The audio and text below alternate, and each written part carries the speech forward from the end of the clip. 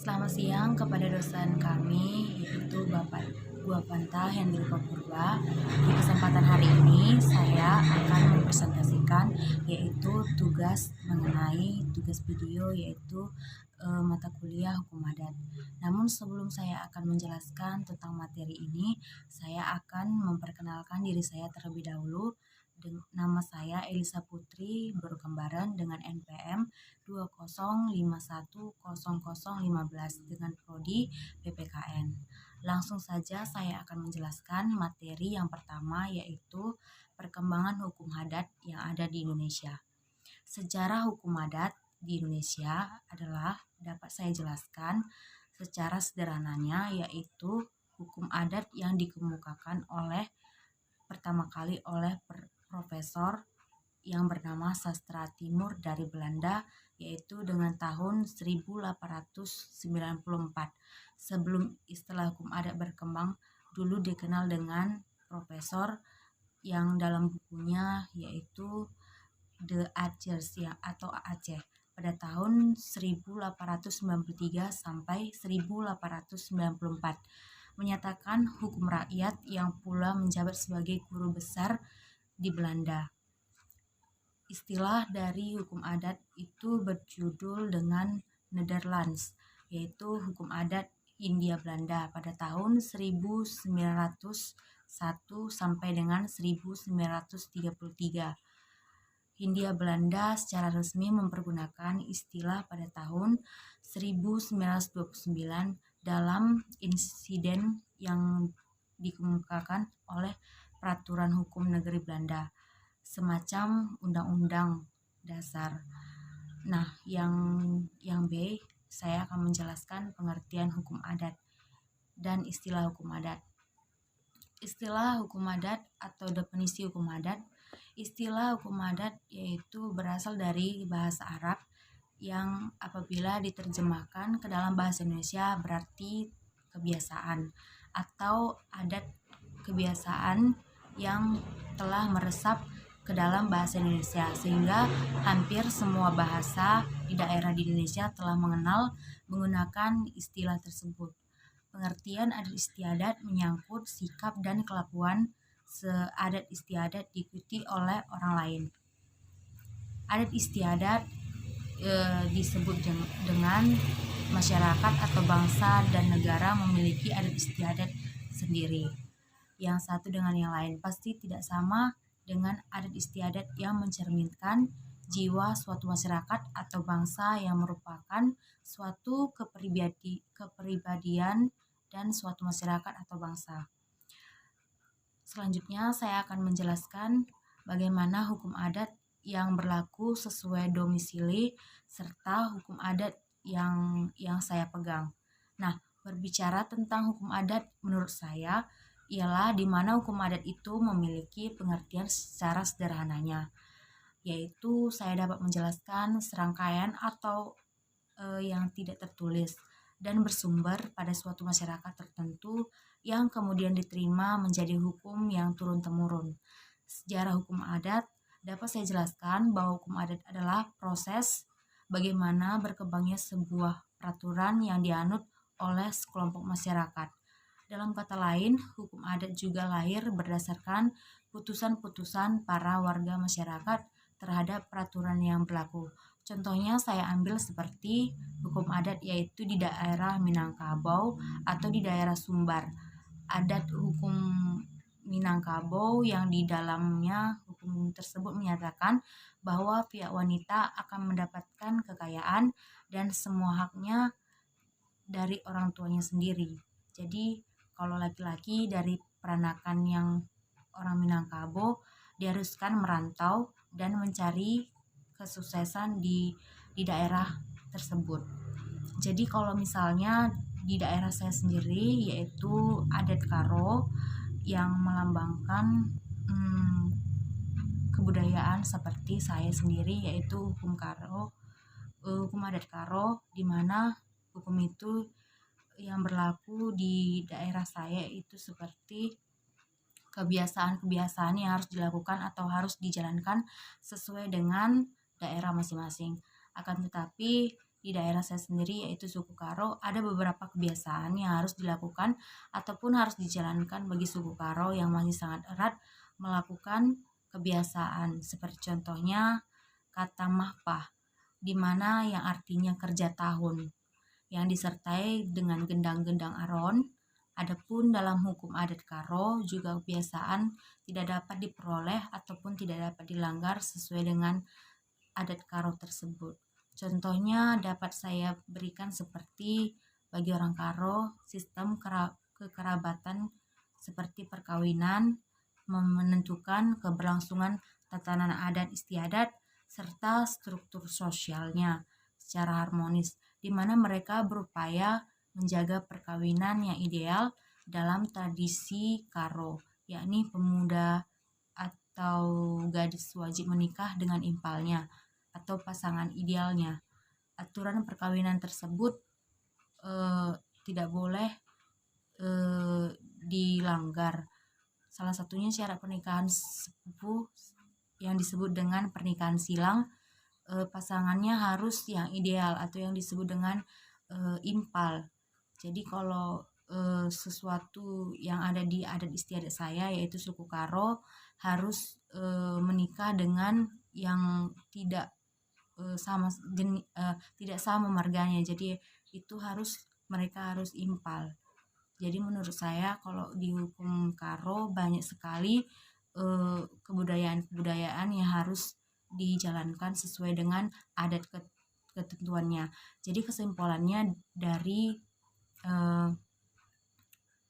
suku Karo, kita harus dapat mempertahankan pola perkawinan ideal di mana seorang laki-laki wajib menikahi impalnya atau disebut dengan sepupu silang. Selain dari perkawinan yang tidak ideal, antara lain perkawinan antara marga di mana perkawinan tersebut dianggap sumbang atau melanggar peraturan di adat Karo. Jadi perkawinan antara turang atau impal atau yang disebut dengan anak perempuan saudara perempuan dari ayah, di mana perkawinan dianggap menikah dengan saudara kandung sendiri, itu dikatakan dalam adat Karo. Jadi kalau di adat Karo harus memiliki aturan sesuai dengan yang sudah ada di daerah saya sendiri. Jadi selanjutnya saya akan menjelaskan yaitu sistem hukum adat, di mana sistem hukum adat saya akan menjelaskan yaitu sistem hukum yang tidak tertulis, karena aturan ini tidak ada dalam hukum yang tercatat. Jadi kalau misalnya sebagai penggunaan hukum adat, masyarakat harus legal atau disebut dengan sudut pandang hukum. Jadi kalau misalnya contohnya saya ambil hukum adat misalnya peraturan menteri, ia tidak lagi memiliki kepercayaan mayoritas DPR, harus mengundurkan diri. Atau seperti contohnya yang dapat saya ambil, di mana kewajiban hukum menteri harus menawarkan pengunduran dirinya, tetapi tugasnya harus dijalankan sesuai dengan ketentuan yang berlaku. Jadi selanjutnya saya akan menjelaskan tentang yaitu dasar membentuknya masyarakat hukum adat. Nah, di dalam hukum adat saya akan jelaskan satu persatu yaitu pengertiannya. Jadi kalau di hukum adat merupakan suatu kebudayaan atau karsa dan rasa manusia, dalam arti bahwa hukum adat yang terlahir. Selanjutnya saya akan menjelaskan bentuk masyarakat hukum adat. Dikemukakan oleh bahwa hukum adat itu memiliki bentuk dengan kepentingan dan tujuan. Badan-badan hukum adat seperti misalnya 1. Pribadi hukum menurut hukum adat yaitu masyarakat hukum adat seperti desa atau disebut dengan pakraman. 2. Yaitu pribadi hukum yang cenderung lebih berupa berkumpul sosial yang atau disebut dengan bergerak dalam bidang usaha seperti contohnya perkumpulan suka duka.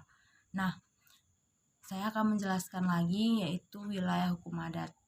Wilayah hukum adat itu jika diambil dalam pasal 1 ayat 2 menyatakan bahwa negara dan menghormati kesatuan masyarakat hukum adat beserta adat tradisionalnya sepanjang sepanjang hidup dan sesuai dengan perkembangan masyarakat dan prinsip negara yang disebut dengan kesatuan. Langsung saja saya akan menjelaskan yaitu bagian-bagian dari hukum adat. Bagian-bagian hukum adat itu terdiri atas hukum adat kekeluargaan. Hukum adat kekeluargaan adalah hukum adat yang mengatur tentang bagaimana kedudukan pribadi seseorang sebagai anggota keluarga, yang dimana kedudukan anak dengan orang tuanya dan sebaliknya kedudukan anak terhadap keluarga dan sebaliknya. Dan juga dijelaskan bahwa hukum adat kekeluargaan mengatur tentang pertalian sanak berdasarkan pertalian darah atau disebut dengan seketurunan, pertalian perkawinan dan perkawinan adat. Di sini saya akan menjelaskan selanjutnya tentang hukum adat perkawinan. Hukum adat perkawinan menurut hukum adat adalah salah satu peristiwa yang sangat penting dalam kehidupan bermasyarakat, disebabkan perkawinan itu tidak hanya menyangkut wanita dan disebut dengan kedudukan yang disebabkan oleh kekeluargaan, namun merupakan peristiwa penting bagi mereka yang masih hidup atau yang disebut dengan peristiwa yang sangat berarti, yang disebut dengan perhatian dan diikuti oleh arwah-arwah leluhur. Di sini saya akan menjelaskan selanjutnya tentang hukum adat waris. Hukum adat waris yaitu hukum yang digolongkan atas masyarakat yang dipengaruhi oleh bentuk kekerabatan dari masyarakat itu sendiri. Setiap kekerabatan atau kekeluargaan memiliki sistem hukum dengan waris atau disebut dengan corak atau bilateral. Nah, selanjutnya saya akan menjelaskan yaitu mengenai hukum tanah. Hukum tanah itu saya akan jelaskan yaitu hukum atau disebut dengan arti memiliki peranan yang sangat penting dalam kehidupan manusia karena dapat menentukan keberadaan dan kelangsungan hubungan dan perbuatan hukum, baik dalam segi individu maupun dampak bagi orang lain.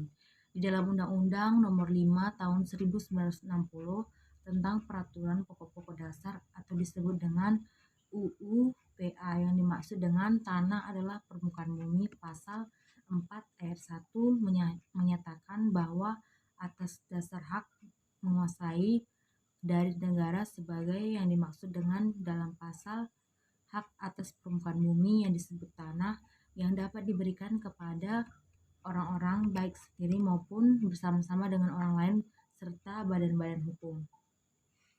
Nah, di sini ada juga disebut dengan asas-asas hukum agraria, di mana asas-asas hukum agraria itu dapat terbagi atas asas nasionalisme, di mana asas ini menyatakan bahwa setiap warga negara Indonesia tanpa membedakan atau disebut dengan keturunan yang memiliki hak atas tanah dan hubungan antara bumi dan ruang angkasa. Kedua yaitu asas yang dikuasai negara, di mana bahwa asas ini menyatakan bahwa bumi, air, dan ruang serta kekayaan alam terkandung di dalam dan dikuasai oleh negara dan dimiliki oleh negara. Nah, selanjutnya yaitu terwujudnya hak milik. Hak milik yang terjadi karena penetapan pemerintah diberikan oleh instansi yang berwenang menurut cara dan dengan syarat-syarat yang ditetapkan dengan peraturan pemerintah. Langsung saja saya akan menjelaskan tentang dasar hukum pertahanan. Di sini saya akan menjelaskan mengenai hukum pertanahan. Dapat saya jelaskan bahwa hukum itu menceritakan tentang hubungan sosial dan ekonomi serta pengoperasian terhadap tanah yang menstabilkan perekonomian atau politik yang dikuasai oleh negara. Nah, selanjutnya saya akan menjelaskan hak guna usaha, di mana hak guna usaha itu adalah usaha yang dikuasai langsung oleh negara. Jadi kalau dalam Undang-Undang Pasal 29 bahwa guna usaha itu seperti contohnya dalam pertanian eh, dapat diolah secara mm, hak guna usaha. Di sini saya akan menjelaskan lagi tentang hak guna bangunan, di mana hak guna bangunan itu dapat mendirikan dan mempunyai bangunan atas tanah yang dijelaskan bahwa tanah itu harus memiliki surat izin atau surat yang sudah direstui oleh pemerintah. Jadi kalau misalnya contohnya kita memiliki tanah harus memang disepakati oleh desa atau lurah. Jadi kalau misalnya tidak disetujui, maka tanah itu tidak boleh dibeli oleh seseorang yang membelinya karena tidak disetujui atau diresmikan oleh eh, kepala desa. Jadi kalau menurut saya tanah itu harus memiliki surat izin.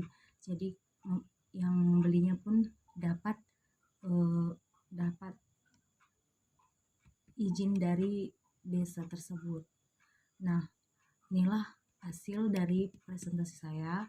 Jika ada kesalahan ataupun kekurangan dalam video tersebut, saya mohon maaf. Dan jika ada kesalahan atau tutur kata yang kurang di dalam video tersebut, saya mohon maaf. Inilah hasil presentasi saya. Sekian dan terima kasih. Dan selamat siang kepada dosen kami. Terima kasih.